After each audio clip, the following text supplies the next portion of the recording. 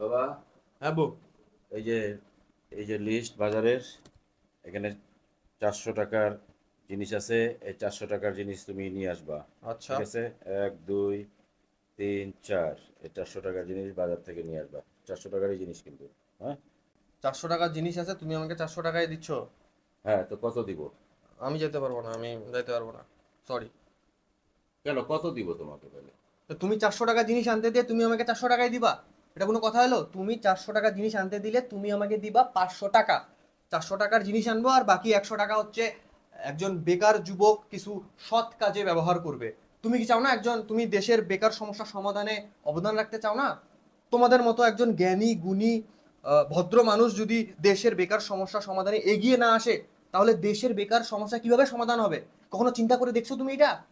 হ্যাঁ? তুমি 400 টাকার জিনিস আনতে দিলে 500 টাকা দিবা, 600 টাকা দিবা। এইভাবেই আমাদের দেশের বেকার সমস্যার সমাধান হবে। একজন দায়িত্বশীল নাগরিক হিসেবে এটা তোমার কর্তব্য, বুঝতে পারছো তুমি? আগে বুঝিনি। দাও 500 টাকা দাও।